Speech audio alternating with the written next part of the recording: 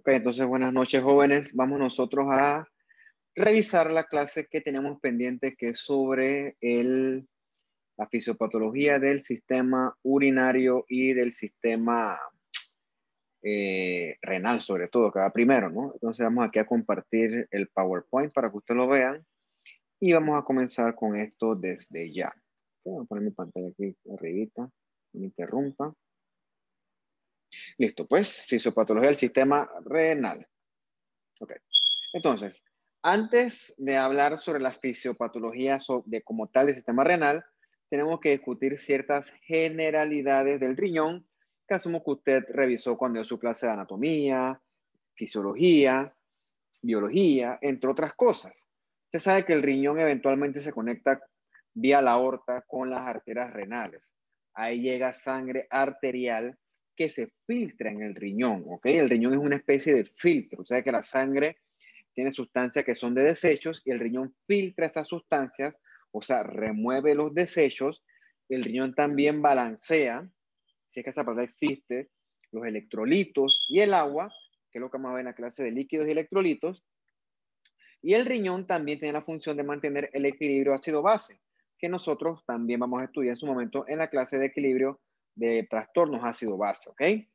Recuerden ustedes que el riñón, como les dije, también mantiene entonces lo que es la cantidad de líquidos, por lo tanto regula la presión arterial y el volumen sanguíneo. Eso lo repasamos en su momento cuando dimos nosotros la clase de el sistema de renina, angiotensina, aldosterona. Tiene también el riñón un papel importante en el metabolismo de la vitamina D y también produce un factor estimulador bien importante que es la eritropoyetina, que estimula la producción de glóbulos rojos a nivel de la médula ósea. ¿Ok?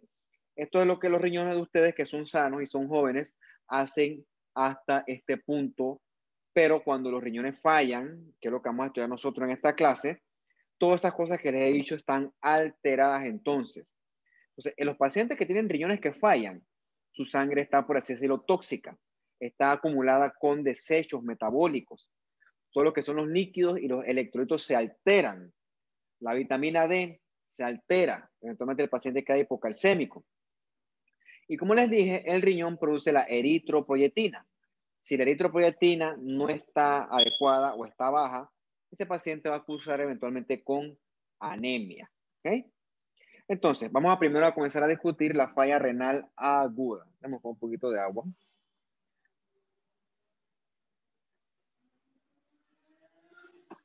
Ay, chuleta. Aquí un vaso limpio.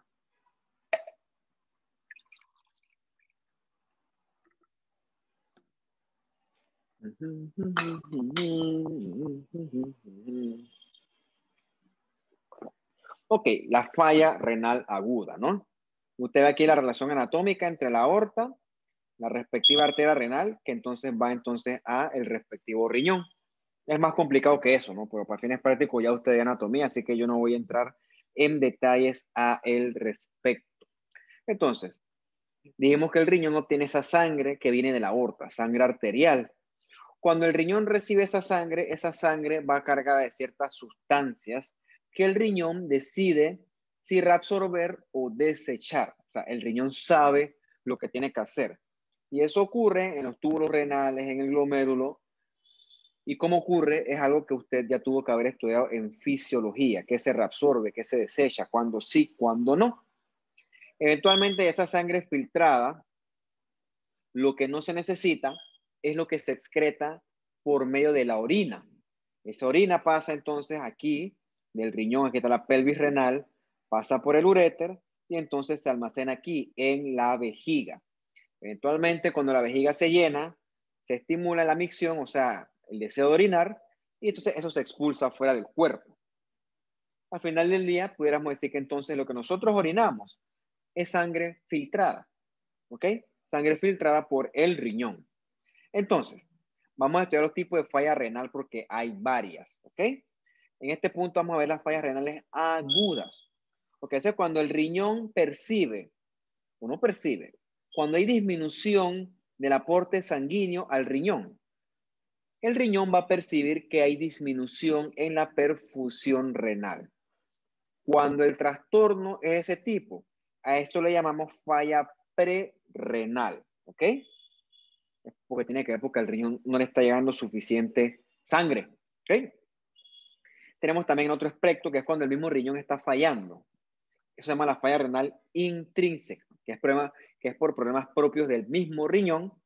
Y tenemos la otra que es la falla postrenal, que por lo general es porque se da una obstrucción a nivel de los sistemas que conducen la orina hacia afuera.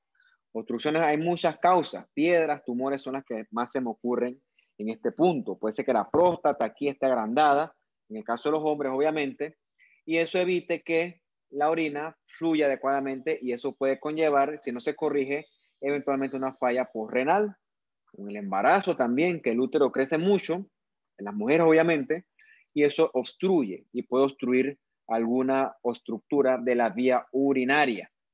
Bien, vamos a ver la falla prerrenal, que ocurre porque el riñón no está obteniendo el aporte sanguíneo normal, ¿ok? El riñón está recibiendo menos sangre. Recuerden ustedes que el riñón es una especie de filtro, entre comillas. Si el riñón no está recibiendo suficiente sangre, nuestro riñón o el del paciente no va a poder filtrar o no va a poder realizar su acción de filtración adecuadamente. El riñón se va a quedar como, ¿pero qué hago? No estoy recibiendo sangre, ¿cómo la filtro? ¿Qué debo hacer? El riñón, por así decirlo, se confunde. Entonces falla, es una falla prerrenal.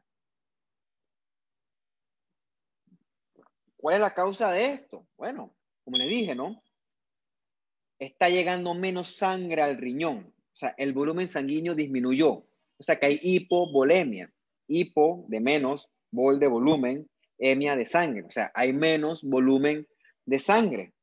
Si hay menos volumen de sangre, recuerden ustedes de la anatomía, la aorta llega prácticamente directamente al riñón.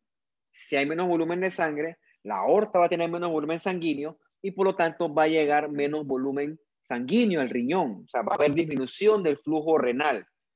¿En qué circunstancia nosotros vemos menos cantidad de sangre? Bueno, un paciente que está sangrando, paciente que le metieron un balazo, ¿ok? Y le seccionó eso una arteria, paciente sangra, sangra, sangra, sangra.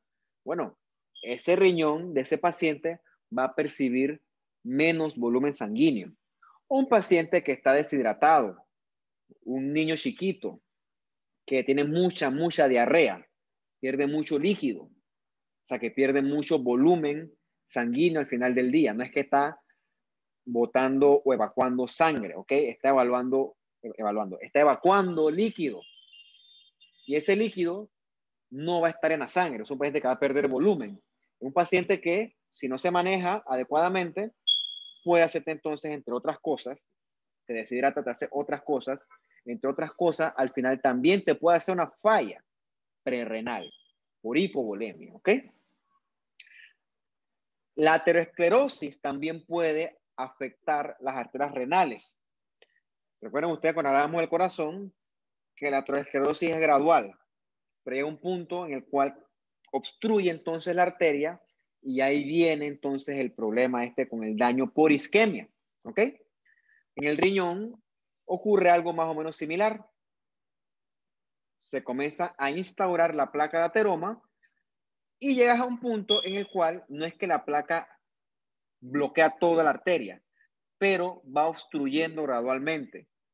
Y esa obstrucción va a conllevar que se altere el flujo sanguíneo, ya sea de uno o de los dos riñones. O sea, que va a haber, dependiendo de la magnitud de esa placa de ateroma, va a haber una disminución gradual del flujo sanguíneo. Eso te puede conllevar al paciente una falla prerrenal. El otro ejemplo de falla prerrenal lo vemos en la depresión del volumen circulante efectivo. ¿Ok? Ese concepto nosotros lo estudiamos cuando vimos la clase de la falla cardíaca. ¿Ok? ¿Qué ocurre? No es que el paciente está sangrando, ni tampoco es que está deshidratado, no está perdiendo líquido. ¿Ok? Lo que ocurre es que el riñón no está recibiendo la cantidad de sangre adecuada. ¿Por qué? Porque esa sangre se está quedando acumulada en otros sitios. No es que el paciente esté perdiendo líquido, sino que, por ejemplo, en la falla cardíaca congestiva, esa sangre se está quedando estancada en otros sitios. Por ejemplo, en los pulmones o en las partes distales del cuerpo, dependiendo si es una falla cardíaca, izquierda, derecha o, por qué no, ambas.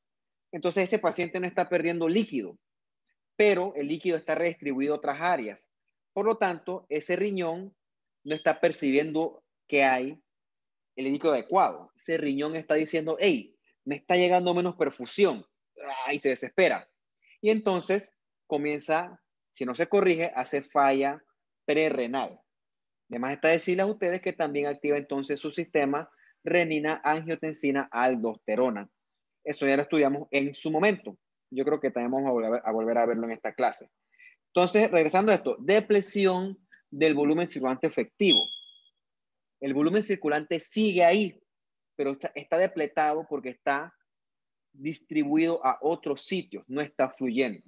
Eso lo vemos en la falla cardíaca y también lo vemos en la cirrosis, ¿no? En la cirrosis hepática, que después hablamos un poquito de qué es la cirrosis, ¿no? Eso lo vemos a lo largo de la clase o en otras clases también de repente. Aquí, mijito, ¿ven? Recuerden ustedes que en la falla cardíaca, nuestro corazón, bueno, el nuestro no, el del paciente, no está cumpliendo su función de bomba adecuadamente. Y si el corazón no bombea adecuadamente, la sangre no le va a llegar adecuadamente al riñón, o sea que la perfusión renal va a estar disminuida. Si no se corrige esto, el riñón entonces puede percibir esto y comenzar a sufrir daño, pero de forma de falla prerrenal, ¿ok? Eso ya lo hemos visto anteriormente. Existe el otro ejemplo con la cirrosis. La cirrosis es un daño crónico al hígado, en el cual el agente ofensivo daña el hígado se repara, el agente sigue dañando, el hígado se repara y se crea prácticamente un círculo vicioso de daño, reparación, daño, reparación, daño, reparación, que eventualmente va a conllevar a que el hígado se cicatrice, ¿ok? Siempre se relaciona la cirrosis al alcoholismo, eso no es mentira. Pero también hay otras causas de cirrosis. Puede ser una enfermedad autoinmune que le pega al hígado, una infección como la hepatitis que le pega al hígado. Entonces, no solamente es el alcohol, ¿ok? De eso no vamos a hablar hoy porque eso es más del área de patología, que si tenemos suerte o si nos va bien, veremos nosotros en el próximo curso. Entonces, el hígado es como un lugar de paso de sangre. El hígado, recapitula usted su clase de biología, anatomía, histología y afines. El hígado tiene muchas funciones. Entre esas funciones es captar la sangre rica en nutrientes que llega proveniente del intestino, que a su vez proviene de lo que nosotros comemos en la dieta. Entonces usted se comió un emparedado, se lo comió, lo digirió. Entonces, de ese emparedado, esa digestión te dio macronutrientes. De ahí usted sacó carbohidratos, proteínas, lípidos importantes. Esos macronutrientes fueron absorbidos gracias a las vellosidades que nosotros encontramos en nuestro intestino delgado. Esas vellosidades absorben esos macronutrientes y esos macronutrientes, pasan a la sangre. Pasan a la sangre venosa, pasan al sistema portal. Entonces, esa sangre venosa portal va al hígado y en el hígado se agarran esos carbohidratos, lípidos y proteínas y se ensamblan en otros nutrientes y se envían al resto del cuerpo, ¿ok? O se fabrican en otras cosas o se almacenan. El hígado tiene 1.400.000 funciones que yo no voy a discutir hoy porque son demasiadas, no es esta clase, pero me importa que ustedes más o menos tengan la idea de que esto es lo que ocurre. Si el hígado está todo fibrosado, como en la cirrosis, esta función no se va a poder realizar. Imagínense que el hígado se convierte literalmente como en un caucho. No es mentira. Digo, no es biológicamente lo correcto, pero cuando tú lo ves un hígado cirrótico, parece una piedra. porque es puro tejido fibroso.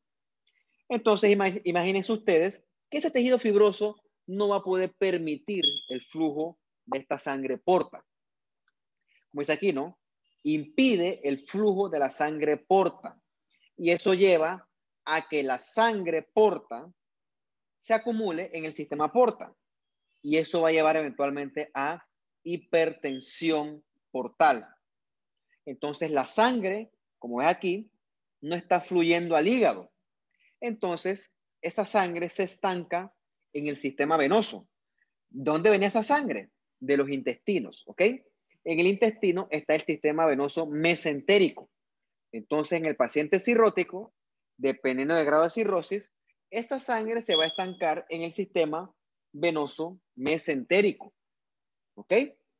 No es que el paciente está sangrando activamente, no es que el paciente está con una diarrea copiosa que lo mantiene deshidratado, el paciente no está perdiendo volumen, sino que ese volumen está distribuido en otras áreas y no le llega al riñón.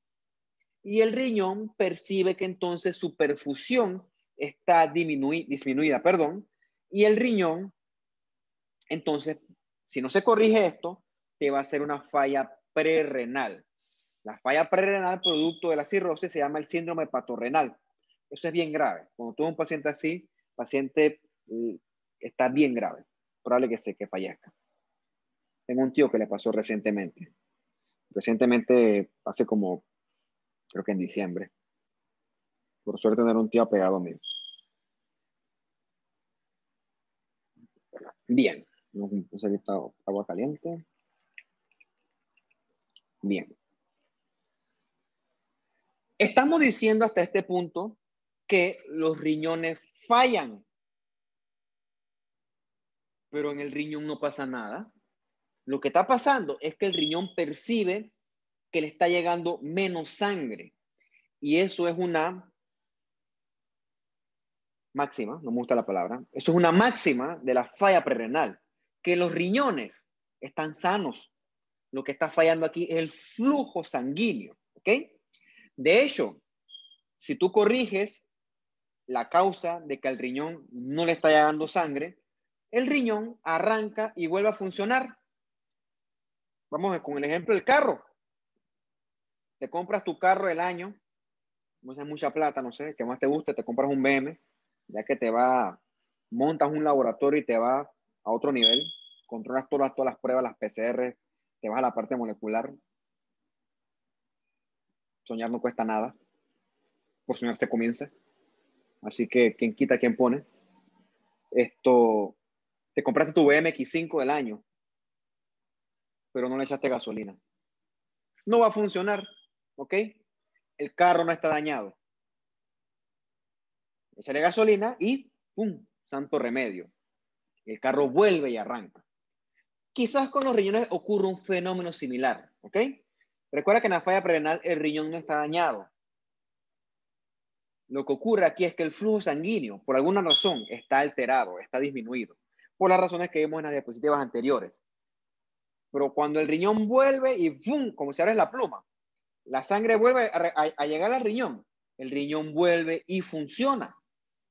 Y santo remedio, ¿ok? Santo remedio. Pero hasta que esto ocurra, recuerda que el riñón, si no recibe su sangre, él no va a poder filtrar adecuadamente la sangre. El riñón como que va a percibir que hay problemas. Ok. Vamos a suponer que hay disminución del volumen sanguíneo. Entonces, ¿cómo reacciona el riñón frente a esta disminución del volumen sanguíneo? ¿Ok? Recuerda que tu riñón tiene la función de restablecer el agua. ¿Ok? Si tu riñón percibe que tú tienes menos agua, ya sea una disminución real o sea una depresión del volumen circulante efectivo, tu riñón va a tratar de reabsorber agua, porque lo que él quiere es volver a restablecer ese volumen sanguíneo que él cree que se está perdiendo. Que puede que sí se esté perdiendo, pero puede que no. Por ejemplo, en la falla cardíaca no se está perdiendo, es una percepción. Recuerda que cuando el riñón reabsorbe agua a nivel de los túbulos renales, el agua no se va sola.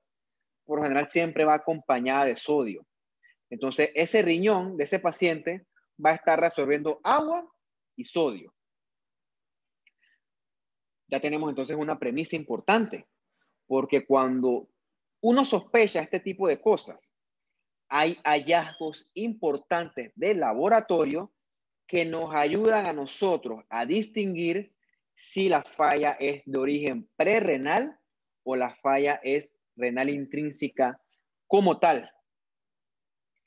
Si tienes un paciente que está sangrando abundantemente por la razón que más te imagines, que más te guste, balazo, un accidente, una cirugía en la que hubo mucha pérdida de sangre, no sé, pueden ser muchas, o un paciente deshidratado, un niño chiquito. Lo digo niño chiquito porque un adulto, para que se deshidrate por diarrea, chuleta, tiene que ser una cólera, una cosa así.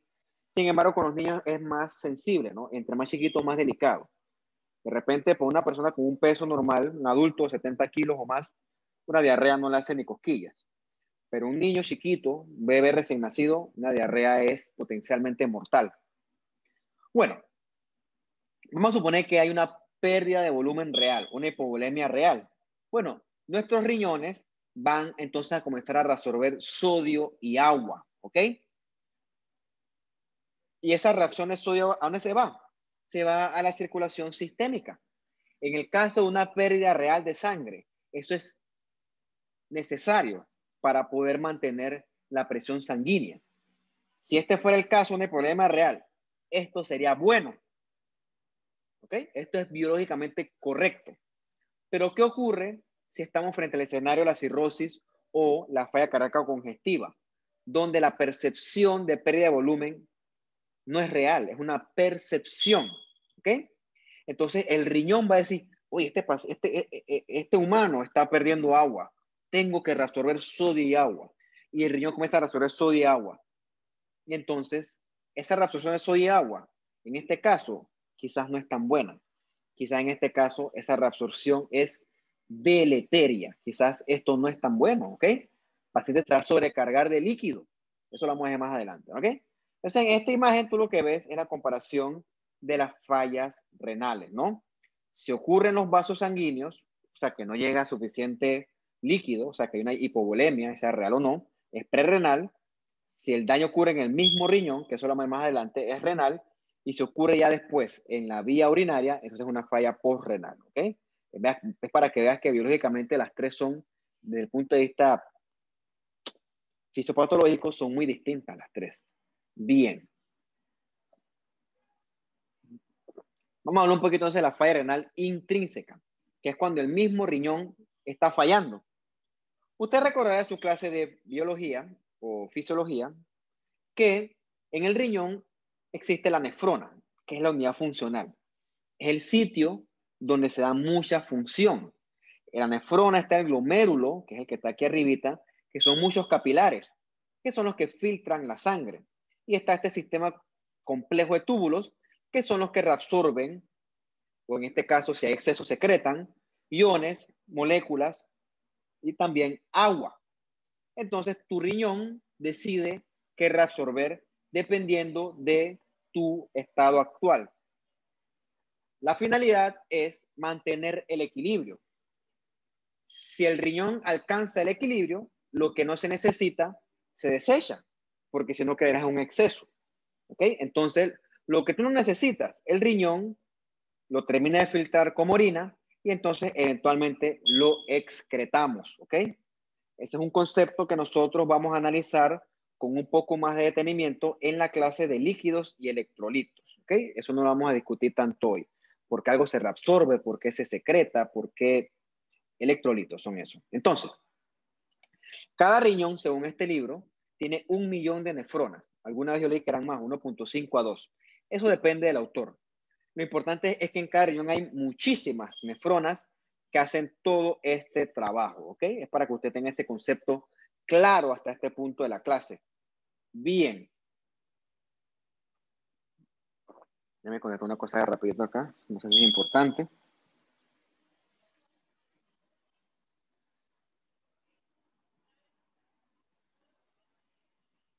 No es importante. Ok. En la falla renal intrínseca, el mismo riñón está fallando.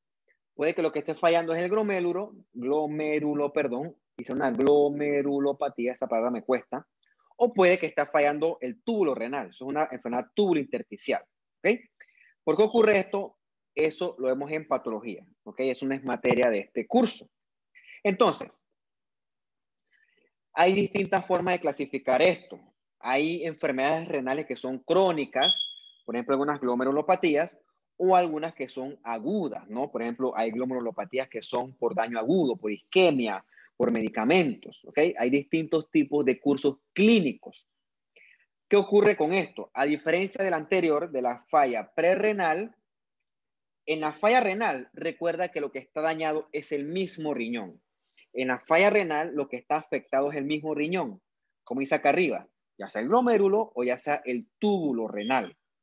Es importante tener este concepto bien claro porque esto tiene manifestaciones a nivel de los hallazgos de laboratorio.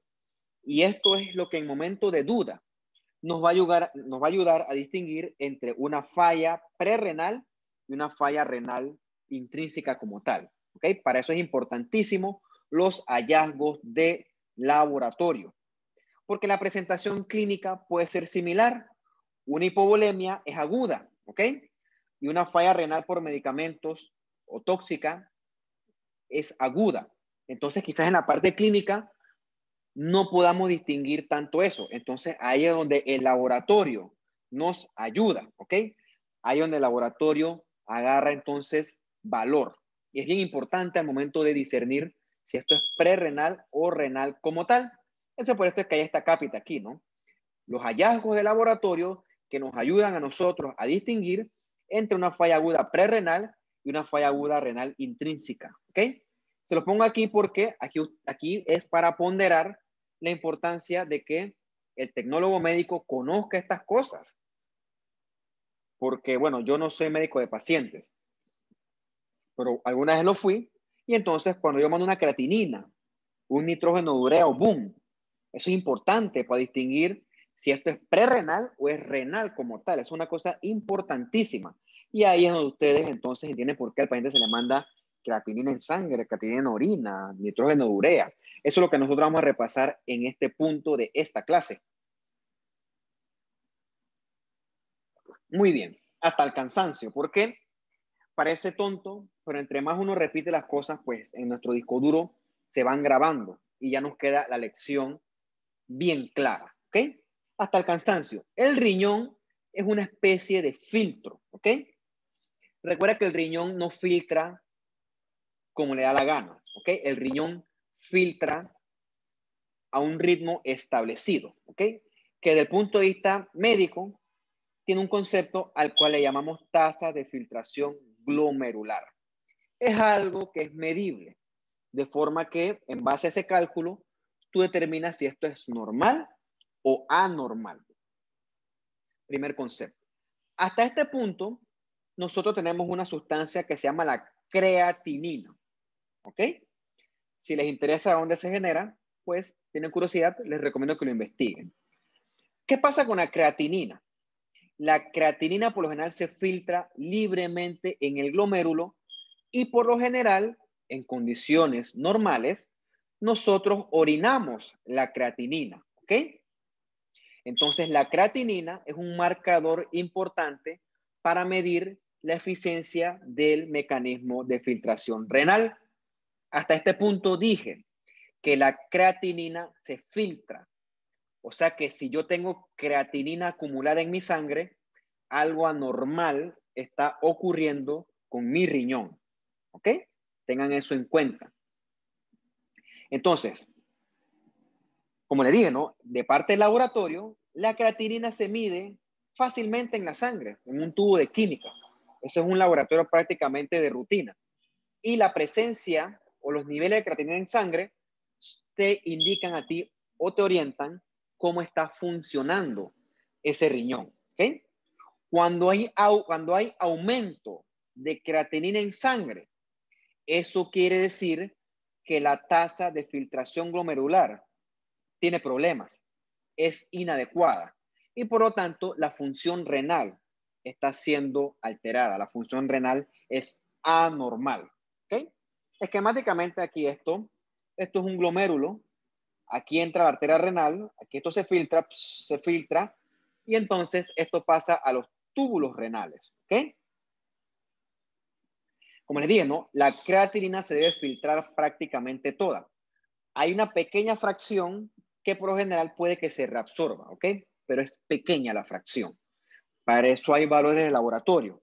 Entonces usted se puede buscar cuáles son los valores de laboratorio normal que debe tener una persona de creatinina en sangre. ¿Ok? O sea, prácticamente la gran mayoría de esta creatinina se orina. ¿Ok? Si hay mucha creatinina en sangre, quiere decir que el riñón no está funcionando adecuadamente, no está filtrando adecuadamente. Eso es una cosa que debemos nosotros tener en cuenta al momento de evaluar una creatinina en sangre. Bien. Aquí en esta tablita te lo resumen, ¿no? ¿Cuáles son los niveles de creatinina normales? De 0.7 a 1.2 miligramos por decilitro. Esta es la unidad que yo estoy acostumbrado a manejar de cuando me toca evaluar estas cosas. Obviamente ya como patólogo no veo esto. Esto de milimoles por litro, yo jamás trabajé con esto. Depende del laboratorio y del protocolo, pero siempre trabajamos con esta unidad. Una creatinina mayor de 1.2, 1.5 está alta, ¿ok? Está alta. Vámonos acá entonces con el texto. Es importante también para evaluar esto la relación de creatinina, boom, que es blood, urea, nitrógeno, urea en sangre. Esta relación es bien importante, ¿no? Porque tampoco es justo decir que una creatinina aislada me hace un diagnóstico. Entonces, aquí tenemos varias herramientas para lo cual el laboratorio es fundamental, ¿ok? Entonces, esta relación de creatinina en sangre es importante para distinguir de una falla prerrenal de una falla renal intrínseca, ¿ok? Y esto es importante medirlo en sangre, no en la orina. Ahorita vamos a ver por qué. Recuerden, relación de nitrógeno urea en sangre. Perdón, relación de nitrógeno urea con creatinina en sangre, ¿ok? Eso lo vamos a desglosar paso por paso más adelante, ¿ok? Vámonos entonces a la parte biológica, como la parte mecánica de esto. Recuerda, ¿ok? Que si tus riñones, los del paciente, están fallando por la razón que sea, pre, post o renal intrínseca como tal, ese riñón va a perder su capacidad de filtrar, por la razón que sea. Y si ese riñón pierde su capacidad de filtrar, la creatinina que normalmente se debe filtrar no se va a filtrar y por lo tanto se va a volver a reabsorber a la sangre. Entonces, un paciente con un riñón que falla va a tener aumento de creatinina en sangre. ¿Qué? O sea, un aumento de creatinina en sangre indica que hay falla renal. Pero entonces, ¿es prerrenal o es intrínseca? Bueno, eso es lo que nosotros vamos a estudiar a lo largo de estas diapositivas, ¿ok? Entonces, vamos a estudiar qué ocurre. ¿Qué pasó? Ya te vas. ¿Cómo te fue? Dale, damos una pequeña pausa ahí mientras se va Ileana. Así descanso un poquito.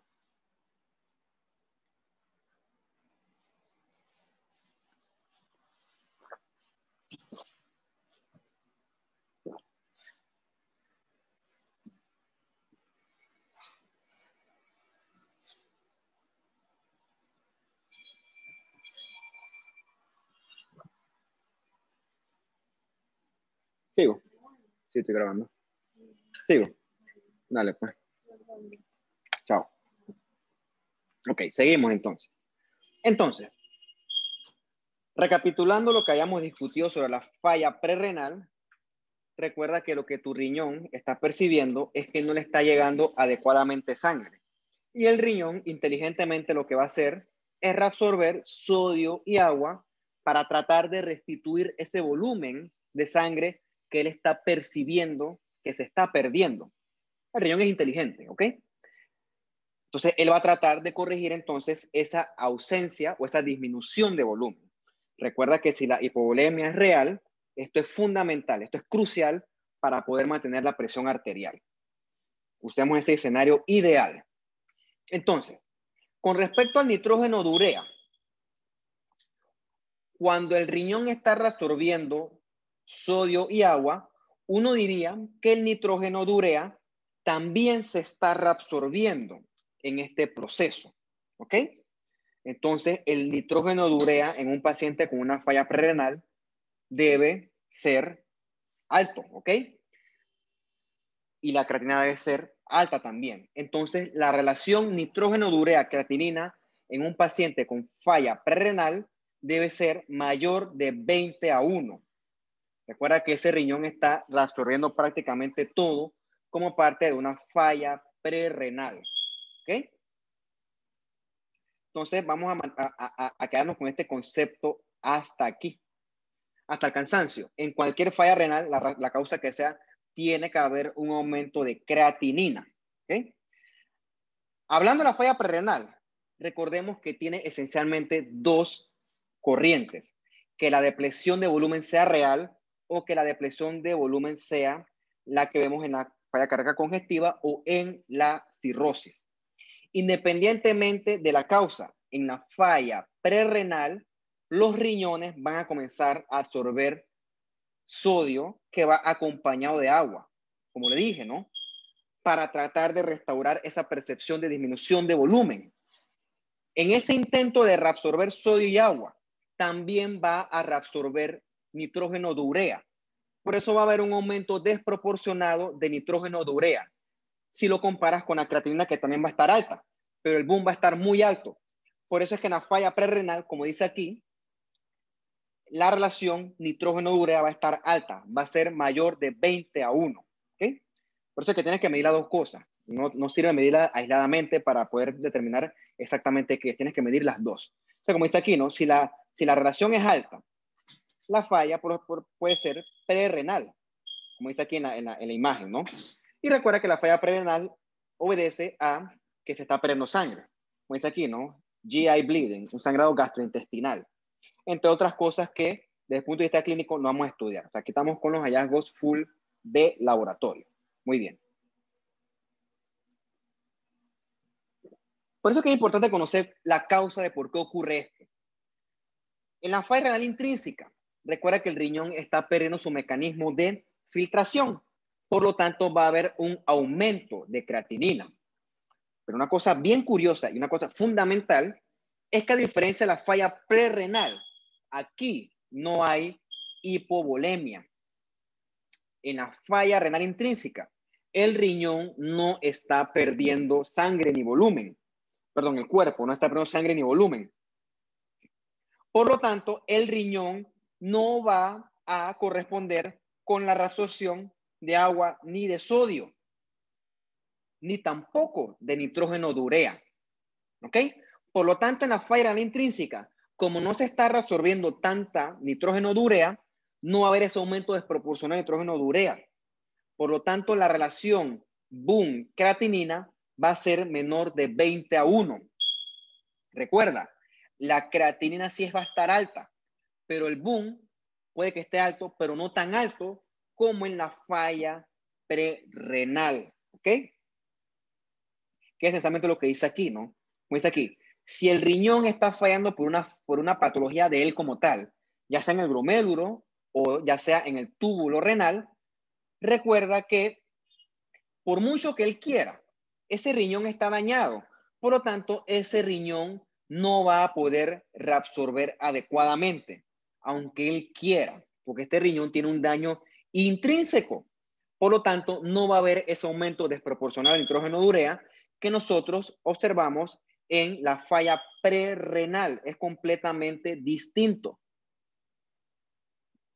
Entonces, palabras más, palabras menos, en la falla prerrenal, la relación nitrógeno de urea creatinina es mayor de 20:1. En la falla renal intrínseca, la relación nitrógeno de urea creatinina es menor de 20:1. Entonces ve que es importante el papel del laboratorista para poder distinguir entre estas cosas, ¿no? Eso con respecto a lo que nosotros medimos en sangre. Vamos entonces ahora a ver las variables en orina. Y lo primero que nosotros vamos a estudiar hasta este punto es el sodio urinario, ¿ok? Con respecto al aspecto de la falla prerrenal, recuerda que ese riñón está percibiendo menos sangre. Puede que sea real o puede que no. El punto es que el riñón no está siendo perfundido adecuadamente, ¿ok? Entonces, ese riñón va a detectar que hay, por la razón que sea, una disminución en el volumen, ya sea real o no. Si hay una hipovolemia real, lo detecta, pero si hay una depresión de volumen circulante efectivo, el riñón va a ser engañado, ¿ok? Y entonces va a activar su mecanismo de reabsorción, ¿ok?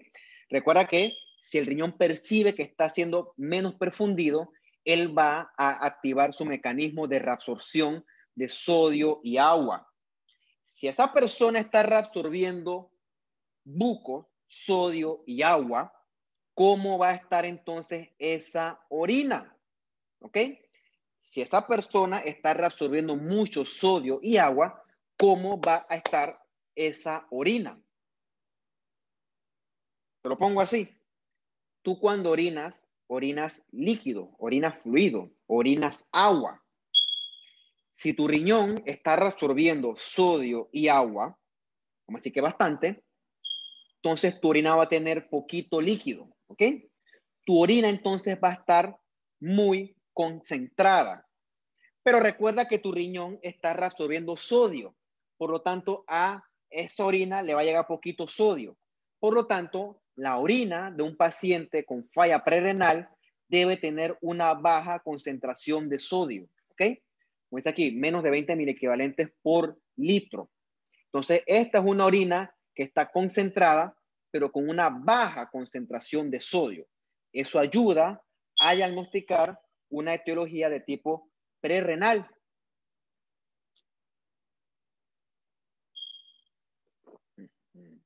Entonces, en comparación, si es una falla renal intrínseca como tal, recuerda que en la falla renal intrínseca no hay disminución del volumen sanguíneo, ¿ok? Por lo tanto, el riñón no va a activar su maquinaria de reabsorción de sodio y agua. Recuerda que ese riñón está dañado. Sus mecanismos de reabsorción y de filtración están alterados. Por lo tanto, ese riñón no filtra ni reabsorbe adecuadamente. Entonces, ese riñón va eventualmente a desechar tanto sodio como agua. Y te lo puse aquí en amarillito porque eso es lo que el paciente pierde por la orina. Entonces, si este paciente no está filtrando, quiere decir que toda esa agua se va a perder por el riñón. O sea que va a ser una orina con bastante agua. Tiene que ser entonces una orina que va a ser diluida, pero recuerda que ese paciente también está perdiendo sodio. Por lo tanto, es una orina diluida, pero con aumento de la excreción de sodio. Entonces, a diferencia del anterior, en la falla renal intrínseca como tal, va a haber un aumento de la concentración de sodio. Aproximadamente mayor de 40 milequivalentes por litro, ¿no? ¿Ves qué interesante que es esto? Ok. Hay otro concepto que le llaman la FENA, ¿no? Que es la excreción fraccional de sodio. Desde el punto de vista práctico, de repente no tiene tanta ponderancia, pero se los traigo aquí porque es curioso, ¿no? Entonces, como es aquí, ¿no? Tú te puedes hacer la pregunta, ¿ok? Si en la falla prerrenal nuestro riñón está reabsorbiendo bastante sodio, bastante agua, quiere decir que la orina debe estar bien concentrada, porque es una orina que tiene poquito líquido, ¿ok? Si es una orina que tiene poquito líquido, el sodio debe estar bien concentrado, ¿ok? Debería, pero ya vimos antes que no, porque vimos que ese sodio también se está reabsorbiendo. Entonces quédense con esa idea hasta el momento. Pero entonces, si en la falla renal intrínseca el paciente está orinando mucho, cántaros, porque ese riñón no filtra nada y todo lo bota, entonces quizás en la falla renal intrínseca el sodio urinario debe ser bajo, ¿ok? Porque la orina está diluida, ¿ok? Vamos a quedarnos con esos conceptos hasta ahí. Hasta este punto tú decís, pero oye, esto está raro. Este tipo se está contradiciendo. Para eso es útil entonces la fena, ¿ok? Entonces, recordemos aquí que nosotros tenemos una hormona que se llama la aldosterona, que se secreta de la glándula suprarrenal, de la corteza suprarrenal, a nivel de la parte de la zona glomerulosa de la corteza suprarrenal, la aldosterona. Esa aldosterona es la que le ayuda al riñón a percibir que hay entonces depresión de volumen, ¿ok? Entonces la aldosterona le dice al riñón, hey, este paciente o este señor está perdiendo líquido, tenemos que reabsorber, porque si no se nos puede morir, tenemos que mantener la presión sanguínea. Bueno, ese es el trabajo de la aldosterona, percibir esta disminución del volumen sanguíneo y entonces reabsorber sodio y agua. Esencialmente es el escenario que ocurre, en la falla prerrenal. La aldosterona principalmente va a reabsorber sodio, pero recuerda que el sodio siempre va acompañado de agua. Eso ya hemos discutido ya hasta al cansancio. Cuando también hay deshidratación, ¿ok? Ponte que tú no tomaste agua en todo el día. Se fue el agua, no sé, o lo que se te ocurra a ti. No tomaste agua en 10 horas, ¿ok? Te vas a deshidratar. En ese punto se activa otra hormona que se llama la ADH, hormona antidiurética, ¿no? Entonces así es en inglés. Esa ADH la secreta la hipófisis posterior o la neurohipófisis. La ADH, como dice, hormona antidiurética, o sea, es una hormona que está en contra de la diuresis. Y el mecanismo contrario a la diuresis es la reabsorción. Por lo tanto, la ADH aumenta la reabsorción de agua a nivel del riñón. ¿Ok? Entonces, cuando el paciente percibe que está deshidratado, la ADH comienza a trabajar. Y entonces esa ADH va a agarrar esa agua que está en los túbulos renales y dice, esta agua es mía. Y la va a jalar de vuelta a la sangre. ¿Por qué? Porque el paciente está deshidratado. Entonces yo tengo que jalar esa agua para que el tipo no se me deshidrate. Deshidrate no es que tenga sed. Deshidrate es que tienes menor volumen sanguíneo en el cuerpo. Y el riñón lo que hace es tratar de salvar esa poquita sangre que tienes en los túbulos para que no la orines. Recuerda, hormona antidiurética. ¿Ok? ¿Qué pasa? Cuando nosotros medimos el sodio urinario, tenemos a la aldosterona trabajando y tenemos a la ADH trabajando. Eso hace que confiar en el sodio urinario tenga muchas variables. O sea, eso hace que sea menos confiable. Por lo tanto, el sodio urinario está alterado o está difícilmente predecible tanto en la falla prerrenal como en la falla renal intrínseca, ¿ok? Porque las concentraciones de sodio y agua están cambiando. Esto es un proceso dinámico gracias a la acción de la aldosterona y de la hormona antidiurética, ¿ok? En este caso es útil medir la excreción fraccional de sodio o la fena, ya que esto te mide el porcentaje de sodio filtrado de lo que se está excretando, ¿ok? Es un concepto medio difícil de entender, pero mira esto, el porcentaje de sodio filtrado de lo que se excreta, ¿ok? Eso hace con una formulita. No tiene que aparecer la fórmula. Tú te metes a Google y pones FENA, calculator, y ahí te sale, ¿ok? No lo hago porque me cuesta después regresar de nuevo a la diapositiva. Entonces, en esta falla prerrenal, recuerda que tu riñón está percibiendo que hay una disminución en el volumen. Por lo tanto, él va a activar su maquinaria de aldosterona, va a comenzar a reabsorber sodio. Este sodio se va a acompañar de agua y eso va a pasar a la sangre. Y eso va a aumentar el volumen intravascular. ¿Ok? Por lo tanto, ese sodio filtrado que ahora va a estar en la sangre, por eso lo puse en rojo, ¿ok? Si tu sodio se está filtrando gracias a la aldosterona, entonces el paciente va a excretar poco sodio, porque gracias a la aldosterona todo se está filtrando, todo está regresando a la sangre. Por lo cual, en la falla prerrenal, la fena debe ser baja, menos del 1%, ¿ok? En contraste o en comparación, con la falla renal intrínseca, ¿ok? Recuerda que en la falla renal intrínseca no hay hipovolemia, no hay hemorragia, no debe haber deshidratación.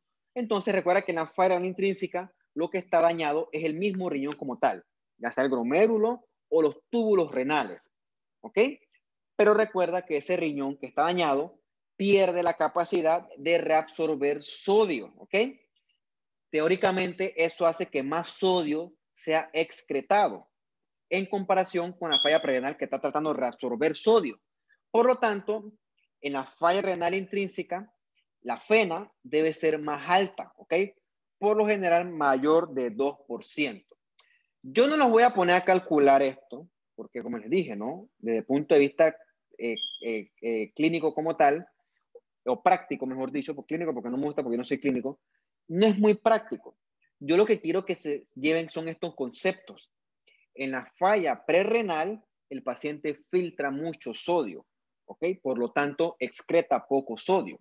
En la falla renal intrínseca, el paciente no puede filtrar sodio porque los riñones están dañados. Por lo tanto, el paciente va a botar mucho sodio por la orina. O no mucho sodio, va a botar sodio por la orina. Estas son dos cosas, dos fallas renales que son parecidas, pero es que tienen mecanismos fisiopatológicos completamente distintos. Por eso es que te decía, ¿no? Cuando te preguntas esto aquí, estas cosas son contrarias, ¿ok? Pero son contrarias porque recuerda que algo ocurre con el sodio y algo ocurre con el agua. Entonces es un mecanismo que es dinámico, ¿ok? Un mecanismo que es dinámico que se resume en esta diapositiva de acá, para que tengas el concepto más o menos claro. Yo sé que es complicado, sé que es contradictorio, pero una vez que lo lees por tercera o cuarta vez, algo comienza entonces a calar ahí. Esto no es fácil, por cierto. Hasta este punto, entonces, podemos resumir entonces los hallazgos de laboratorio que entonces nos diferencian la falla prerrenal de la falla renal intrínseca. Esto es un resumencito. De repente aquí les voy a decir en síntesis todo lo que he hablado prácticamente por una hora que va de la grabación. Entonces, recuerda que en la falla renal, la causa que más te guste, pre o intrínseca, que es lo que hemos discutido hasta este punto, siempre va a haber aumento de creatinina. Eso es una condición fisiopatológicamente atingente. O sea, eso es así, ¿ok? Recuerda que en la falla prerrenal, el riñón está siendo menos perfundido. ¿Por qué está siendo menos perfundido? Bueno, porque el paciente tiene una disminución del volumen intravascular, está sangrando, está deshidratado, o tiene una depresión de volumen circulante efectivo. Tiene una falla cardíaca congestiva que está redistribuyendo el líquido hacia otra parte. Recuerda que no es que el paciente está perdiendo líquido, pero el riñón sí percibe que le llega menos líquido. Entonces el riñón, dadivosamente, va a tratar de restituir ese volumen sanguíneo y lo que va a hacer él es reabsorber más sodio y más agua. De más está decir que en una falla cardíaca congestiva esto es deleterio, porque si el paciente ya está sobrecargado de líquido, el riñón te lo va a sobrecargar más, ¿ok?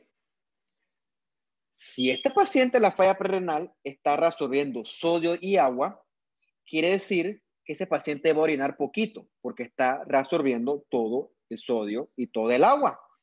Si él va a orinar poquito líquido, entonces la orina tiene que estar cargada, tiene que estar concentrada, porque recuerda que este paciente está perdiendo sangre, está hipovolémico.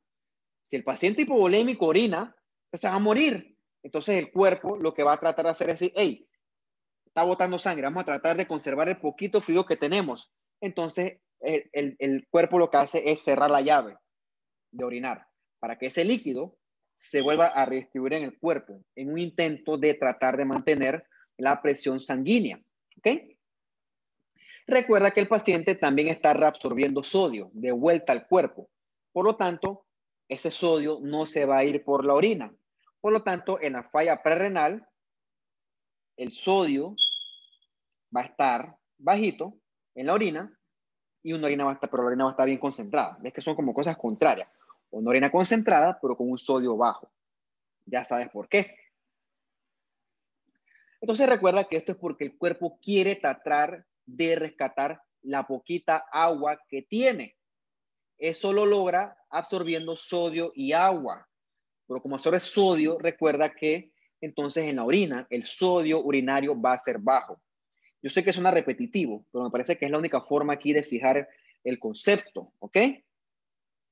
Recordemos que en la falla prerrenal el cuerpo está tratando de reabsorber sodio. En ese mecanismo de reabsorción de sodio también va a reabsorber nitrógeno de urea. Entonces el cuerpo va a reabsorber mucho nitrógeno de urea. Por lo tanto, la relación de nitrógeno de urea con creatinina va a ser alta, ¿ok? Porque ese paciente está reabsorbiendo nuevamente mucho nitrógeno de urea. Recuerda, una relación Boone-creatinina mayor a 20:1, ¿ok? Es un concepto importante que deben tener ustedes claro al momento de pensar en falla prerrenal. Muy distinto a la falla renal intrínseca, ¿ok? ¿Qué es la que vamos a ver aquí? Recuerda, tus riñones son filtros inteligentes. Ellos saben qué reabsorber y saben qué desechar, con la intención al final del día de mantener todo adecuadamente en equilibrio, ¿ok? Todo debe estar bien equilibrado en esos riñones, ¿ok? Eso ocurre en un riñón que funciona adecuadamente. Recordemos, si esto es una falla renal intrínseca, el mecanismo de esto que está aquí arribita va a estar defectuoso. Por lo tanto, el riñón no va a poder filtrar, reabsorber ni excretar adecuadamente. ¿Ok? Como dice el libro, imagínate un colador. ¿Ok? Un colador con huequitos chiquititos. ¿Ok? Entonces tú agarras una tijera y cortas ese colador. ¿Ok? Entonces ese colador que antes tú echabas el arroz y quedaba el arroz arriba y el agua abajo, tú lo cortaste todo y entonces cuando tú echas el arroz en ese colador que está todo cortado, pues todo el arroz se te va a botar. Bueno, algo más o menos similar ocurre en el riñón que está dañado. El riñón pierde su selectividad, se vuelve un filtro que pierde la capacidad, valga la redundancia, de filtrar. Entonces, así como en su colador que usted diligentemente agujereó todo su arroz se va a perder, bueno, en el riñón ocurre algo quizás parecido.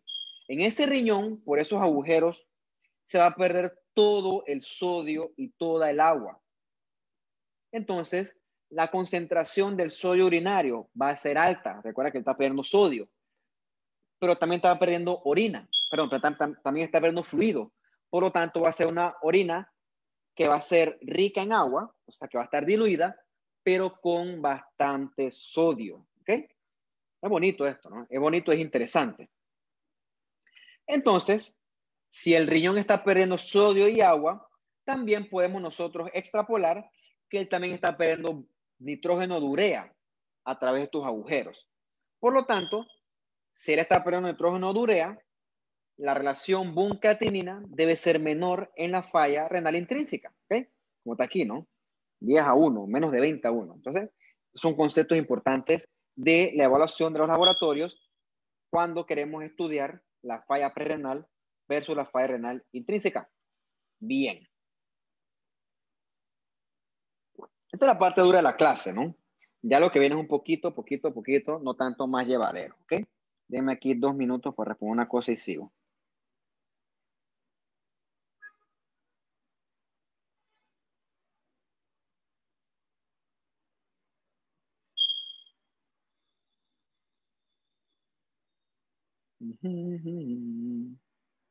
Bien, nada interesante.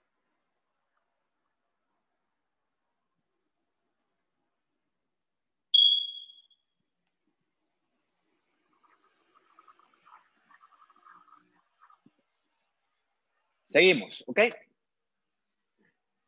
Vimos la falla prerrenal, vimos la falla renal intrínseca y ahora vamos a ver la falla postrenal.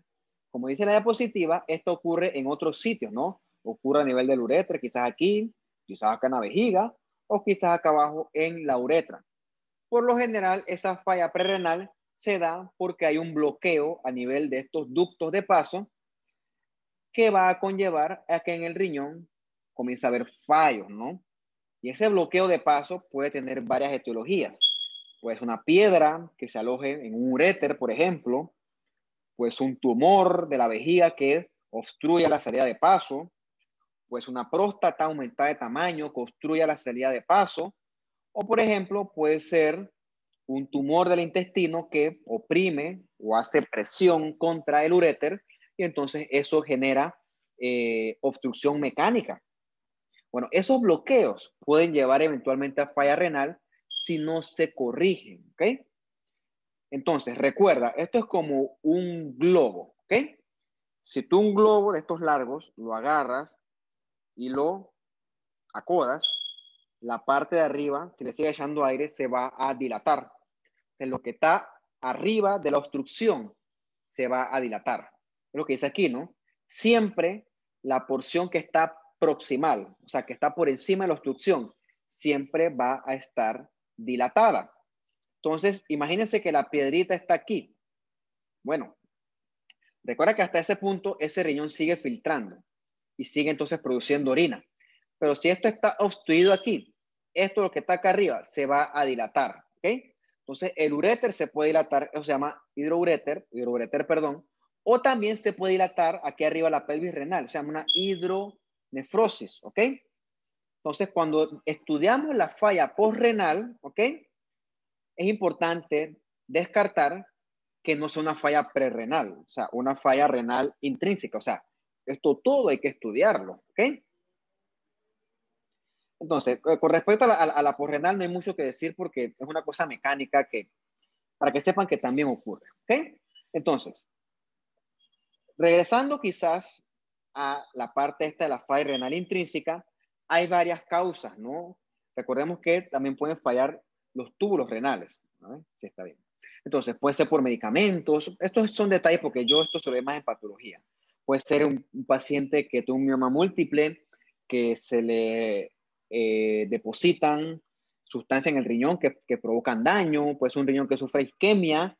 Los pacientes con enfermedad autoinmune también hacen mucho daño renal, o puede ser que exista una infección del riñón, ¿ok?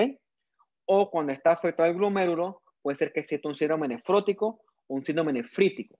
Lo vamos a mencionar por encima hasta este punto.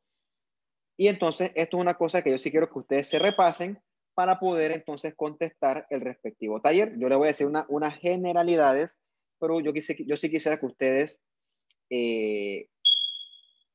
explayaran o extendieran un poquito más este conocimiento.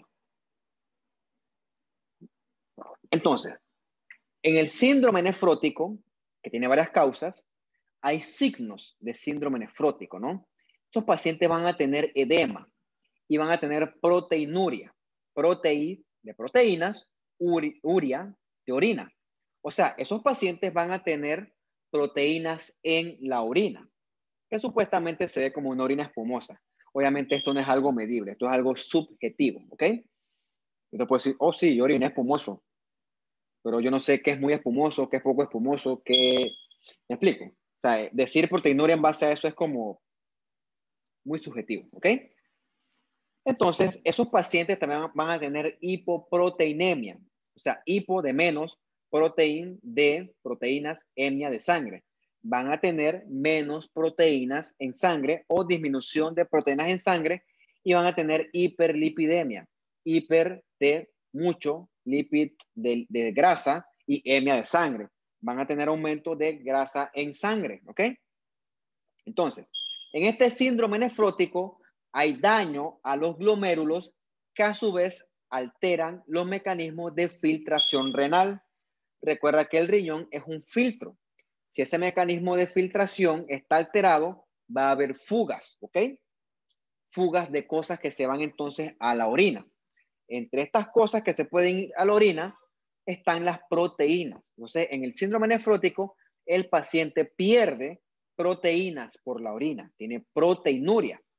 Si el paciente está perdiendo proteínas por la orina, quiere decir entonces que no va a haber proteínas en la sangre, o no tanto no va a haber, va a estar disminuidas. entonces este paciente va a tener disminución de las proteínas en sangre, ¿ok? Siendo una de las más importantes la albúmina. Por lo tanto, este paciente va a tener una hipoalbuminemia, ¿ok? Hipo de menor albúmin, de albúmina obviamente, y emia de sangre. Hipoalbuminemia. Si no conocen qué es la albúmina, búsquenlo. Es una cosa que se mide en sangre cuando se estudian estas cosas. Vamos a tener un concepto aquí que es un concepto medio tricky, un concepto medio difícil de entender, pero bueno, es para que lo tengan hasta este punto. Recuerden que en la sangre no hay solamente células y plasma. En la sangre también hay proteínas, ¿ok? Esas proteínas mantienen una presión dentro de la sangre que se llama la presión coloidosmótica. La presión coloidosmótica atrae líquido hacia adentro del vaso sanguíneo. Hemos dicho que el paciente con síndrome nefrótico pierde proteínas por la orina y por lo tanto va a tener disminución de proteínas en sangre. Por lo tanto, va a perder esa habilidad de atraer líquido hacia adentro del vaso. Entonces, eso quiere decir que ese líquido se va a perder. Ese líquido se sale entonces al intersticio. Y eso es lo que hace que ese paciente haga esto, haga edemas, haga salida de líquido al intersticio. Dicho de otra manera, si el líquido que está dentro del vaso está hipotónico con respecto a su alrededor, el líquido va a salir hacia afuera para balancear esta cantidad de líquido. Eso es otra manera de verlo, ¿ok? Eso es el mecanismo fisiopatológico de por qué ocurre el edema. Ese concepto lo vamos a pulir mejor cuando hablemos nosotros la clase de líquidos y electrolitos, de por qué un líquido va de un sitio de mayor concentración a un sitio de menor concentración. El punto que en este caso ocurre esto. El vaso, porque tiene menos proteínas, va a estar menos concentrado. Por lo tanto, el líquido va a salir al sitio de mayor concentración, que en este caso es el intersticio. Y esto va a provocar el edema característico del síndrome nefrótico, ¿ok? Es lo que tienes aquí, ¿no? Tienes un glomérulo que filtra adecuadamente, pero en el síndrome nefrótico tienes un glomérulo que permite fugas, en este caso fuga de proteínas. Y las proteínas se van a ir hacia la orina. Y si se van hacia la orina, no se van a reabsorber a la sangre y por lo tanto el paciente va a estar con hipoproteinemia. También hipoalbuminemia y va a ocurrir lo que ya hemos discutido hasta este punto. ¿Qué pasa? Si el paciente está perdiendo proteínas por la orina y pierde entonces proteínas en la sangre, el hígado muy diligentemente va a comenzar a activar su maquinaria de síntesis de proteínas. ¿Ok? El hígado también es inteligente. El hígado va a tratar de restituir las proteínas que se están perdiendo por la orina y entonces va a activar esta maquinaria. ¿Ok? Hasta este punto, pareciera que todo fuera a funcionar adecuadamente. Pareciera que todo fuera a funcionar bien. Claro, como todo en la vida, esto tiene un costo. Entonces, cuando ese hígado comienza a producir proteínas, también comienza a producir exceso de lípidos. Y esto es lo que lleva entonces a la hiperlipidemia que yo les hablaba en la diapositiva anterior. Vean qué bonita que es la fisiopatología cuando uno le mete empeño. Entonces, ¿por qué ocurren daños? Bueno, ocurren por muchos. Como les dije, esto es materia de patología. Pero recuerden ustedes que el diabético hace mucha nefropatía diabética. Entonces, el diabético te puede hacer a ti un síndrome nefrótico si la diabetes le pega al riñón. Eso lo discutimos en el otro curso si tenemos la oportunidad. Bien. La contraparte del síndrome nefrótico es el síndrome nefrítico. En el síndrome nefrítico nosotros vemos otros signos. El paciente va a estar hipertenso, va a tener hematuria, ¿ok? Hema de sangre, uria de orina. Va a tener sangre en la orina y también va a tener proteinuria. Ya le dije por qué hay proteinuria. Es diferente al anterior porque en el síndrome nefrítico va a haber es inflamación, ¿ok? Por lo general, esta inflamación se relaciona con depósitos de complejos inmunes, ¿ok? En el lupus o en la vasculitis. Entonces, usted hasta este punto se va a investigar cuál es la relación entre la faringitis estreptocócica y el síndrome nefrítico. Y entonces usted eso me lo va a explicar en la discusión del taller. Repito, ¿cuál es la relación entre faringitis por estreptococos o estreptocócica y el síndrome nefrítico? ¿Por qué estas dos entidades se relacionan? ¿Y cuál es el mecanismo fisiopatológico que lleva a estas? ¿Cuál fue primero? ¿Cuál fue después? Eso usted lo va a investigar. ¿Qué ocurre? En el síndrome nefrítico, el glomérulo va a estar inflamado, ¿ok? Y eso va a llevar a que haya sangrado. Y ese sangrado se va a colar hacia la orina, por eso es que va a haber hematuria. Y entonces también va a haber cambios a nivel vascular renal, o sea, a nivel de los vasos renales que van a producir hipertensión. Esquemáticamente, esto entonces es un glomérulo. Recuerda que el glomérulo es un filtro bien selectivo. Entonces, en el síndrome nefrítico, la inflamación va a hacer que ese filtro se pierda. Entonces, ese filtro va a hacer que se salgan eritrocitos a la orina, quizás leucocitos, ¿por qué no? Y también proteínas, por culpa de esa inflamación. Esa inflamación también va a conllevar a que haya cambios vasculares que eventualmente llevan a hipertensión. ¿Ok? Entonces,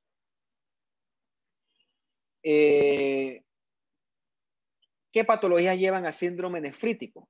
Por lo general son de causa autoinmune. Estas que están aquí, solamente para mencionarlas, no son de este curso, pero como les dije, ¿no? Sí quiero que se lean qué es la glomerulonefritis postinfecciosa. Eso sí, léanselo, ¿ok? Eso sí, léanselo. Entonces, vamos a discutir otro conceptito para saltar a otro tema, que se llama entonces la falla renal crónica, ¿no? Como les dije, recuerden ustedes que la falla renal ocurre porque hay un daño al riñón, pre, intrínseco o post-renal. Hemos dicho quizás hasta este punto que era la contraparte aguda. Quiere decir que eso se corrige, depende del mecanismo fisiopatológico, y entonces el riñón regresa a su estado normal.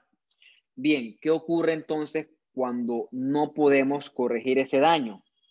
Entonces el riñón entra a una fase de daño crónico, o sea, daño permanente. Recuerden ustedes que el riñón es un filtro, ¿ok? Si el daño no se puede corregir, el mecanismo de filtro se pierde. Entonces que estos pacientes tienen que ir a diálisis. La diálisis,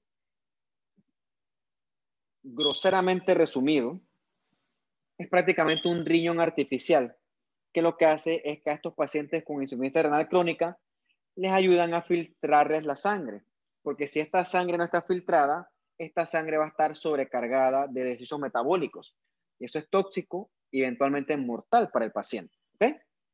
Entonces, recuerda que la falla renal crónica se puede dar entonces porque hay enfermedades que afectan el mismo riñón o enfermedades que afectan el aporte sanguíneo. Famosas son la diabetes, que causa enfermedad renal crónica, el lupus también, la hipertensión mal controlada eventualmente también. Entonces recuerda que este paciente, como no filtra, se va a saturar de tóxicos.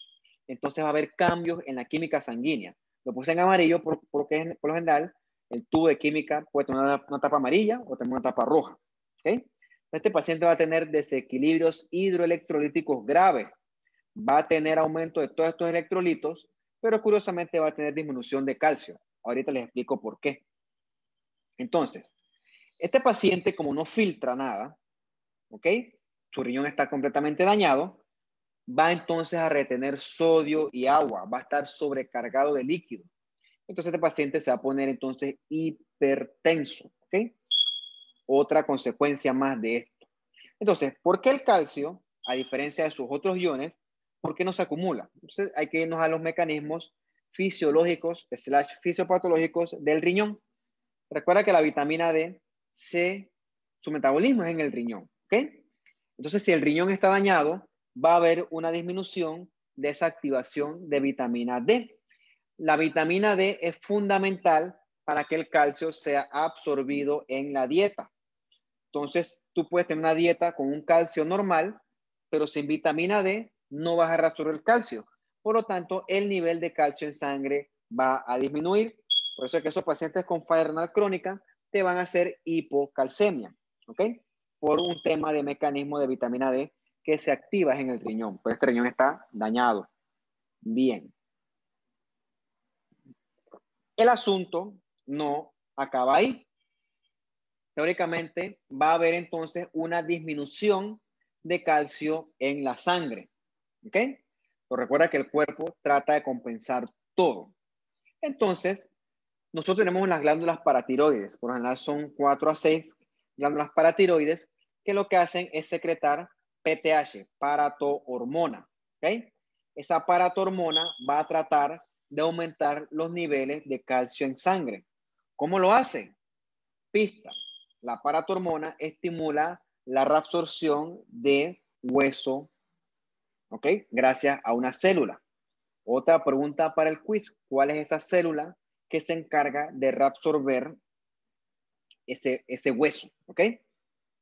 Entonces, estudiense eso porque se los voy a preguntar también en el quiz. Así yo veo si usted está prestando o no atención a la clase. Entonces, en la falla renal crónica, esa hipocalcemia va a estimular hiperproducción de paratohormona. Esto va entonces a generar un hiperparatiroidismo secundario en la falla renal crónica. Es otra consecuencia, ¿ok? Otra consecuencia. Entonces, ese exceso de calcio, entonces va a ser, perdón, ese exceso de paratohormona va a hacer que entonces aumente el calcio en sangre. Es una cosa paradójica. Ocurre por una hiperestimulación de la paratohormona. Recuerda que ese calcio viene entonces de el hueso, ¿ok? Entonces, ese hueso va a comenzar a comerse para liberar calcio, por así decirlo. Entonces, con el tiempo, esto va a llevar a un fenómeno que se llama la osteodistrofia renal. Aquí va a haber una reabsorción, pero una resorción anormal del hueso, que al principio quizás no es peligrosa, pero con el tiempo va a debilitar el hueso, puede llevar fracturas, dolor, debilidad, entre otras cosas, y en niños puede llevar a retraso de el crecimiento.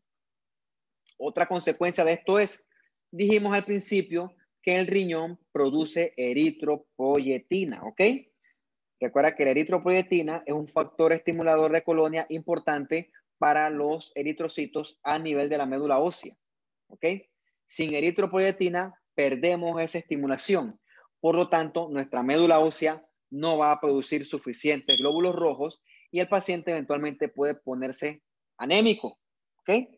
Otra consecuencia de la falla renal crónica. La gente puede estar anémico debido a la disminución en la producción de eritropoyetina, ¿ok?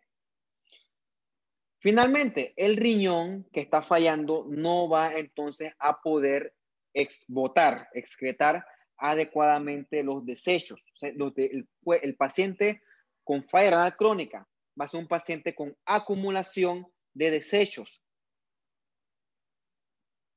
Uno de estos desechos que es medible es la urea, ¿ok? La urea es producto del catabolismo de las proteínas. Se puede llevar entonces o se puede analizar por medio de laboratorio. O sea, un paciente con acumulación de urea tiene un riñón que está fallando, ¿ok? Entonces, la acumulación de toxinas puede hacer muchas cosas, desde fatiga hasta disfunción o déficit neurológico severo, hasta coma y, ¿por qué no? Muerte, ¿ok? Entonces, ven ustedes lo catastrófico que es la falla renal crónica, ¿ok? Entonces, teóricamente al paciente se le hace la diálisis para poder limpiar todos estos desechos. También se le pone eritropoyetina exógena, se le compensan los electrolitos. O sea, es un paciente que, chuleta, los riñones son una cosa delicada, ¿ok? Eso hay que tenerlo en cuenta. Bien, vamos a coger 2 minutos aquí o 3, porque ya hasta aquí ya casi estamos terminando. Uy, se me están descargando los audífonos.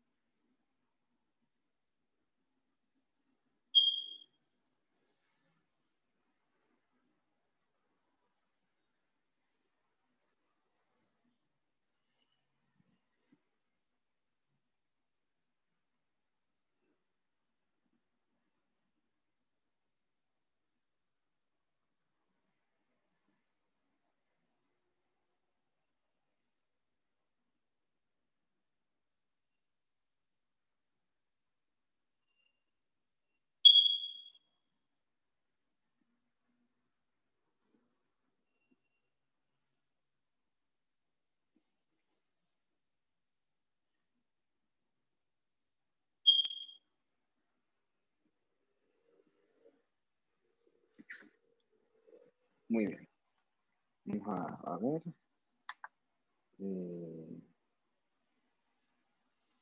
¿Dónde están los audífonos?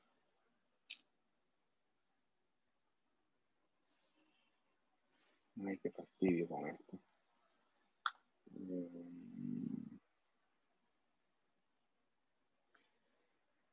Chuleta.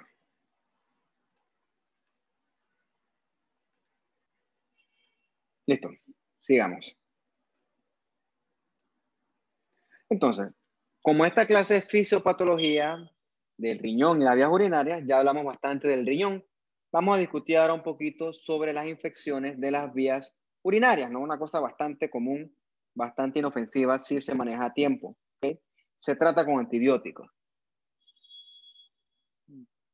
Esta infección puede ocurrir en la uretra, se llama uretritis, en la vejiga, se llama cistitis, o puede llegar hasta afectar el riñón y se llama una pielonefritis.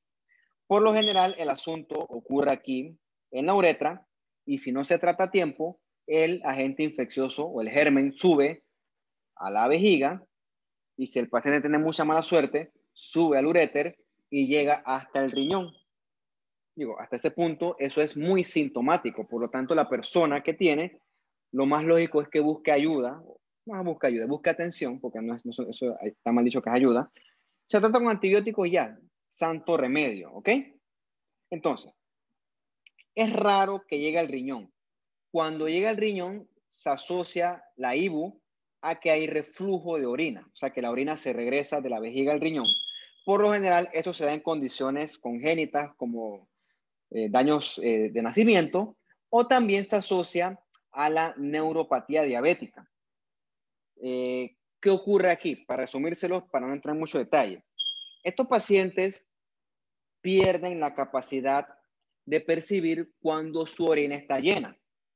Por ejemplo, yo ahorita me he tomado como 1,5 litros de agua y tengo ganas de orinar. Es normal eso. Pero un paciente diabético pierde esa sensación porque sus nervios todos están afectados, ¿ok? Incluyendo los de la vejiga. Entonces ese paciente anda con esa vejiga sobrecargada de líquido y el tipo no le molesta eso. O sea, el tipo no siente molestias por la vejiga. Llega un punto en el que la vejiga está tan llena que esa vejiga se convierte en caldo de cultivo, perdón, para las bacterias. Por eso que los pacientes con diabetes hacen bastante IBU, por eso, por la neuropatía diabética. Otro factor que predispone a IBU es cateterización. ¿Eso qué es? Cuando al paciente se le coloca la sonda Foley, ¿okay? Se le coloca un tubo por la uretra que llega hasta la vejiga, ¿okay? Un cuerpo extraño. Todos los cuerpos extraños son potenciales agentes infecciosos, ¿ok? También tienes cosas que obstruyen, piedras, tumores, por ejemplo, una próstata agrandada por un mecanismo similar al de la diabetes. ¿Qué pasa con la próstata agrandada? Aquí está la próstata, ¿no? La próstata crece y aprieta la uretra prostática. O sea, como que obstruye el flujo de salida de la orina. Por lo tanto, la orina comienza a acumularse en la vejiga y de forma similar, esto es caldo de cultivo para las bacterias. Un paciente con una próstata grande de tamaño, una hiperplasia prostática o un cáncer, ¿por qué no? También es posible, tiene mayor probabilidad de hacer IBUS, ¿ok? En el embarazo, ¿por qué el embarazo? Por un fenómeno similar. Si alguna está embarazada, no me interesa su vida personal, no es mi área, pero saben que el útero crece mucho. Bueno, ese útero cuando crece mucho, por tema de fuerza mecánica, obstruye ciertas estructuras. Entonces puede obstruir el tracto de salida de la vejiga. Entonces se acumula orina en la vejiga por mucho tiempo y entonces, como se acumula la orina en la vejiga, eso es caldo de cultivo y entonces también eso te va a predisponer a la mujer embarazada a una posible IBU, ¿ok? Se lo puse aquí en azul porque el embarazo no es una enfermedad, ¿ok? En las mujeres hay mayor riesgo de sufrir infección de vías urinarias, porque desde el punto de vista anatómico, la uretra es más corta, ¿okay? Eso favorece que el germen ascienda más rápido, ¿ok? Otra cosa que ocurre con las mujeres es que, sobre todo en las niñas, cuando hay una técnica de higiene inadecuada, por ejemplo, cuando a las niñas las limpian desde acá atrás, desde el ano hacia adelante, las bacterias de las heces se diseminan hacia la uretra, ¿ok? Entonces, eso predispone a las niñas, eso es sobre todo en paciente pediátrico, quizás porque la mamá no sabe o subestima el hecho, eso predispone a que las niñas hagan infección de vías urinarias. Por tema anatómico, de más está decir por qué eso no ocurre en el varón. Es obvia la respuesta, ¿no? La uretra, la exposición es completamente distinta. Y también porque supuestamente durante el acto sexual, la uretra femenina se puede irritar y eso puede predisponer a infección de vías urinarias. Si les interesa, investiguen. Ok, ¿qué es esto que está acá? Son neutrófilos, ¿ok? Son neutrófilos que están llenos en su citoplasma de unos bacterias redonditas, unos coquitos. En este caso son diplococos gram negativos dentro de los neutrófilos. Eso es característico de la gonorrea. ¿Qué se hace? Al paciente con gonorrea le toman una muestra de esa secreción, es pus, y entonces ustedes los laboratoristas, o los futuros laboratoristas, pueden ver entonces con una tinción de Gram esos neutrofilitos llenos de diplococos, ¿ok? Realmente no hace falta hacer eso para el diagnóstico, pero es algo didáctico y bonito y curioso de este tipo de estudios, ¿no? Diplococos gram negativos dentro de los neutrófilos, eso es diagnóstico de infección por gonorrea, ¿no? Neisseria gonorrea. Las clamidias son otro tipo de germen, son intracelulares obligados, y no son, el diagnóstico es distinto, ¿no? Eso es microbiología, que su profesor de microbiología se lo explique bien. Yo alguna vez lo estudié, me gustaba, pero yo deseché esos conocimientos de infectología para aprender patología, histología, entre otras cosas. ¿Qué es importante? Que eso inflama la uretra. Paréntesis. A esto se le llama infección de transmisión sexual. Ya no se le llama enfermedad de transmisión sexual. ¿Por qué? Porque tú tienes pacientes que son portadores de estos gérmenes y son perfectamente asintomáticos. No están enfermos como tal, porque no tienen síntomas. Por eso es que se prefiere el término infección de transmisión sexual por encima del término enfermedad de transmisión sexual. ¿Okay? Entonces, este paciente con uretritis tiene algo que se llama disuria. O sea, ese tipo le arde para orinar. O si es mujer, le arde, ¿no? Es muy sintomático. Y en el caso de los hombres, es esperado que haya salida de pus por la uretra, ¿no? Esta pus se ve en el microscopio. También puede haber cistitis, ¿no? Las cistitis por lo general son por IBUs que se complican, por lo general son por gram negativos. Paciente con cistitis, paciente que se la pasa, sobre todo mujeres, son más comunes en mujeres, va muchas veces al baño a orinar. Siente que no aguanta las ganas de orinar. Se llama urgencia por orinar. Y cuando va a orinar, le arde, le duele, ¿ok? Eso se llaman síntomas de urgencia. ¿Y qué ocurre también? siente que cuando va a orinar se sienta, orina y siente que no vacía toda la vejiga.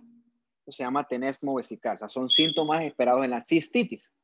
Y está el otro espectro, que es la pielonefritis, que es cuando los síntomas, perdón, cuando los agentes suben hasta el riñón, pero esto es más grave, ¿no? Este paciente puede tener fiebre, malestar general. Este paciente se complica más. Por lo general, siempre esto es complicación de esto que está acá arriba. Bien. Mira, interesante esta parte, ¿no? Hasta este punto, gran parte de esta infección de vía urinaria, el tecnólogo médico o el laboratorista es útil porque lo diagnostica gracias a una herramienta de laboratorio que se llama el urinálisis. Y también, si bien al caso, se acompaña del cultivo de orina. Son dos cosas que ustedes hacen, ¿ok? Ustedes como tecnólogos médicos, como futuros tecnólogos médicos, hacen, ¿no? Analizan esa muestra. En esos laboratorios, sobre todo en el urinálisis, vemos la presencia de leucocitos, ¿ok? Eso indica que hay algo inflamatorio. Y también podemos descubrir si hay o no agentes infecciosos. Bueno, podemos no, ustedes, yo no. Entonces, una cosa importante cuando vemos los urinálisis, ustedes, yo no, es distinguir la presencia de células versus la presencia de cilindros urinarios. Cuando lo buscas en el libro, le llaman urinary casts. Cast es el término en inglés, por si lo quieres buscar aquí, no. Urinary cast. Eso se ve en el urinálisis. Ok, ¿y por qué ocurre esto? Vamos a partir para discernir qué es una célula en el urinálisis versus un cast urinario o un cilindro urinario. Bien, si ustedes agarran esa orina y la ven en el microscopio y ven que tiene eritrocitos o neutrófilos o linfocitos, el que más le guste, de morfología normal, ¿ok? Quiere decir que esta célula se incorporó a la orina luego del riñón. En este caso, se me cargaron los audífonos. En este caso, luego del glomérulo, ¿ok? Se incorporó ya sea por el uréter, la vejiga o por la uretra, ¿ok? ¿Y por qué ocurre esto? Recuerda que en el riñón el glomérulo es un filtro hiper ultra selectivo. Si un eritrocito quisiera pasar por el glomérulo, tuviera que apretarse todo, como si pasara por una planadora, ¿ok? Entonces esa célula se va a aplastar, se va a dañar todo en su paso, ya sea por el glomérulo o por el túbulo renal. Y es por eso que ustedes lo van a ver en el microscopio como un cilindro urinario. En este caso, ¿por qué no? Un cilindro eritrocitario. Y hay muchos tipos, ¿no? Hay cilindros epiteliales, hay cilindros leucocitarios, cilindros grasos. Yo no soy experto en eso. O sea, eso ustedes después me van a decir a mí y me darán cátedra a mí de esto. Esto no es mi área. Yo se los abordo desde el punto de vista fisiopatológico, ¿ok? Entonces, si tú ves un cast urinario, si tú ves un cilindro urinario, quiere decir que ese glomérulo está dejando filtrar células y eso es anormal. O sea que eso te puede orientar a ti, al tecnólogo, desde el punto de vista del laboratorio, te puede orientar a que allí está una potencial enfermedad renal. Por supuesto, todo esto tiene que ir en un contexto clínico adecuado. ¿Okay? Por eso que se llama tecnología médica y no tecnología y punto, ¿no? Tecnología médica. Bien. Bueno, estos son de que supuestamente cómo se deben ver los cilindros eritrocitarios, ¿no? Los red blood cell casts. La verdad es que eso no es mi área. También me toca a mí estudiar estas cosas y me parece interesante, ¿no? Bien. Tienen el urinálisis y lo ven en microscopios. Si ves eritrocitos, ¿ok? Puede ser que estés frente a una glomerulonefritis, ¿no? Recuerda que en esa glomerulonefritis el glomérulo está inflamado, ¿ok? ¿Cuándo vemos eritrocitos que vienen del tracto inferior? Bueno, quizás en una IBU, ¿ok? Quizás en un cáncer de vejiga, quizás también en una piedra que está lesionando el uréter. Eso es posible. ¿Cuándo el riñón genera leucocitos? Bueno, un riñón que está inflamado, una nefritis intersticial aguda, no en el caso, eso no lo discutimos, pero es para que tengan el concepto, o cuándo el leucocito puede venir del tracto urinario inferior. Bueno, en las IVO que tanto discutimos en Antito, la cistitis y la uretritis, ¿ok? Entonces, nosotros vemos cilindros urinarios cuando hay enfermedad glomerular, o sea, cuando la célula viene del riñón. Enfermedad glomerular o tubular, ¿ok? Cuando usted debe encontrar cilindros eritrocitarios, cuando hay una enfermedad del glomérulo como tal, porque el glomérulo está filtrando un eritrocito. Eso es completamente anormal. Entonces tú lo ves en el microscopio como un urinary cast, como un cilindro eritrocitario. Cuando ves cilindros leucocitarios o cilindros epiteliales, cuando hay, por ejemplo, una pielonefritis que está permitiendo que se boten esto, o cuando hay también una necrosis tubular aguda. ¿Okay? Vuelvo y repito, esto es desde el punto de vista fisiopatológico. Yo miro que para hablar de esta cosa, del análisis, eso sería una clase, un módulo entero, ¿no? Que la verdad es que no es mi área. Yo le hablo desde el punto de vista fisiopatológico, / entre comillas clínico, hasta donde puedo. Bien. Y ya para terminar, podemos discutir un poquito sobre los tumores del tracto urinario, ¿ok? Esto que está acá es una foto fea de un tumor que me tocó hace poquito, un tumor de un riñón, un tumor espectacular del riñón, ¿ok? Fea porque poco estético, ¿no? Aquí está que el ácido acético, la mesa está sucia, foco, bueno, pero me gusta más presentarles algo de mi trabajo que una imagen más de internet, ¿ok? Todo esto que usted ve acá, todo esto es el riñón, perdón, todo esto es el tumor, ¿ok? Un tumorzote, ¿no? O sea, por aquí quizás esto es chocolatito, esto es riñón residual, y todo esto amarillo que está aquí es necrosis, y todo esto que está aquí como rojo carnoso, todo eso es tumor, ¿ok? Se ve así porque no está fijado, o sea, esto está, recién lo abrimos, ¿no? Un riñón que parece como un melón grandotote. Son cosas que se ven, cosas que pasan, no crean que esto es raro. Digo, tampoco es que es común, pero en la práctica nosotros de patología lo vemos, ¿ok? Entonces, para estas cosas, para los cánceres de vejiga, cáncer de riñón, siempre, como les dije la vez pasada, no sé si les dije a ustedes o a los pelados de medicina, la enfermedad que se te ocurra, el tabaquismo es un factor de riesgo. Y es un factor de riesgo también para el cáncer de vejiga y de riñón. En el cáncer de vejiga, clínicamente el paciente puede tener hematuria y quizás también signos de cistitis. Entonces, ¿qué te digo yo? Una hematuria no es cáncer y una hematuria tampoco es necesariamente cistitis. Entonces son cosas que hay que estudiar, ¿ok? Eso se llama diagnósticos diferenciales, ¿no? Por eso es que hay tantas especialidades. En el caso de los carcinomas de riñón, ¿ok? En este caso las células renales, también el paciente puede hacer hematuria. Si crece mucho como este, puede una masa palpable, ¿ok? Los carcinomas de riñón también pueden tener síndromes paraneoplásicos, o sea, síndromes que no están relacionados con el tumor como tal, pero que se ven en el paciente. Como esto afecta al riñón, el paciente puede hacer un exceso de secreción de eritropoyetina. Y entonces te hace lo contrario a la anemia. Te hace una policitemia, que es donde hay exceso de glóbulos rojos. También te puede secretar exceso de paratormona, te lleva a hipercalcemia. O también puede secretar exceso de renina, que eso lleva a hipertensión. Curioso, ¿no? Curioso, curioso, curioso. Creo que esta es la última, muchachos. Bueno, gracias por la atención. Espero que la clase sea de provecho. Y bueno, si hay dudas, preguntas, comentarios, siempre el canal está abierto. Entonces, por ahora me despido. Stop share. Y listo, pues. Gracias. Que estén bien ustedes.